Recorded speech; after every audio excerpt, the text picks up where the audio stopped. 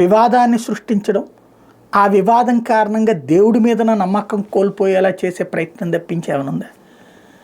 వెంకటేశ్వర స్వామికి వాడేటటువంటి నెయ్యిలో కల్తీ, అది కూడా పంది కొవ్వు లేకపోతే కనుక మరొక కొవ్వు కలుపుతారు అన్నటువంటిది నమ్మించగలిగారు కొంతమందిని. కానీ అలా కలిపి అంత పాపం జరుగుతుంది అని నమ్ముతున్నామా అంటే, నమ్మే విధంగా హిందువులని అంటే ఎవరి వేళ్లతో వాళ్ళ కళ్ళే పొడిపించేటటువంటి పరిస్థితి. ఇంకేదైనా చేయొచ్చు, ఏ కుంభకోణాలు మాట్లాడేది, కానీ బుద్ధి బుర్రా ఉన్న ఏ ఎదవా కూడా లడ్డూలో అవి కలుపుతారు అంటే నేనైతే నమ్మలేను. అది నేను చాలా మొట్టమొదటి నుంచి చెప్పుకొస్తుంది అది. ఎందుకంటే వెంకటేశ్వర స్వామి భక్తుడిగా అందులో ఇవి కలుపుతారు అని పొరపాటును కూడా నేను నమ్మలేను. ఇక దాంట్లో ఆ టెండర్లలో వాళ్ళు వీళ్ళ దగ్గర కొన్నారు, వీళ్ళు వాళ్ళ దగ్గర కొన్నారు, ఇట్లాంటి వాటికి దాంట్లో తీసుకొచ్చేటటువంటి దాని చుట్టూతోనే కథ నడుపుతున్నారు. కానీ అసలు విషయం మనకి ప్రజల భక్తుల మనోభావాలు గాయపరిచినటువంటి అంశమైనటువంటిది పంది కొవ్వులు లేకపోతే ఆవు కొవ్వులు అనేటటువంటి దాన్ని జనం మెదళ్లలోకి చొప్పించేసి అది ఉంది అన్నటువంటి విధంగానే ఇంకా తీసుకెళ్తున్నారు. సరే, భగవంతుడు చూసుకుంటాడు మంచి చెడు అన్నటువంటిదే నేను ఇంకా నమ్ముతున్నాను. అది పక్కన పెడితే ఇప్పటికీ కూడా ఎందుకు ఆలోచించట్లేదు తిరుమల తిరుపతి దేవస్థానం? ఇప్పుడు ఫర్ ఎగ్జాంపుల్ మొన్న ఈ టెండర్లు ఈ గోలంతా ఏంటి, 6 నెలలకి 10 లక్షల కిలోల నెయ్యిని సేకరించాలి. అంటే అక్కడ ప్రధాన అవసరాలకి 6 నెలలకి 10 లక్షల కిలోలు అంటే నెలకి 1.5 కిలోల నెయ్యి అవసరం అవుతుంది. నెలకి 1.5 కిలోల నెయ్యి కావాలి అంటే ఎన్ని వేల ఆవులు ఉండాలి, ఎన్ని లక్షల ఆవులు ఉండాలి. గేదెకి సంబంధించినటువంటి పాలల్లో వెన్న నెయ్యి తొందరగా ఎక్కువ వస్తుంది, బట్ ఆవుకి సంబంధించిన పాలల్లో వెన్న నెయ్యి శాతం చాలా చాలా తక్కువ ఉంటుంది. దీంతో పోల్చుకుంటే సగమే ఉంటుంది.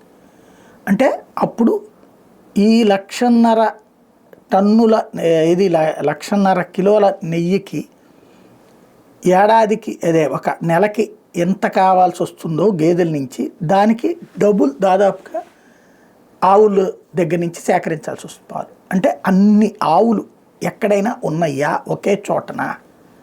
లేదు. కాబట్టి ఒక డైరీ వాడు వెళ్ళి ఇంకొక డైరీ వాడి దగ్గర సేకరించుకుంటాడు, లేదా ఇంకో 10 మంది దగ్గర కలెక్ట్ చేసుకుంటాడు. సరే, అది మంచా చెడా అది పక్కన పెడదాం. నేననేది ఏంటంటే ఈ ఇష్యూ భగవంతుడి మనల్ని చైతన్యపరచడానికి తీసుకొచ్చాడేమో. ఎందుకు మనం ఇప్పటికీ ఆలోచించట్లేదు?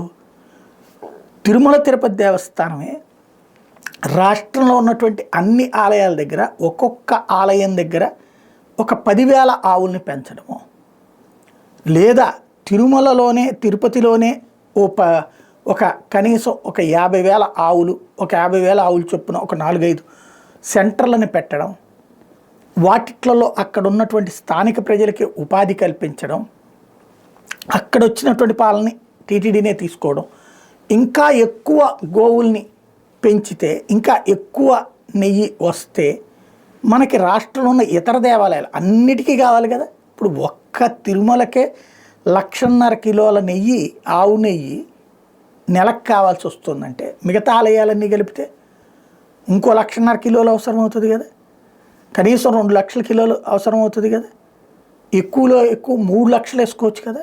అంటే టోటల్గా కలిపి దాదాపు 4.5 లక్షల కిలోల ఆవు నెయ్యి రాష్ట్రంలో కావాల్సి ఉంది నెలకి, ఆలయాల కోసం, కేవలం ఆలయాలలో నిర్వహణ కోసం, బయట వాళ్ళతో కూడా కాకుండా.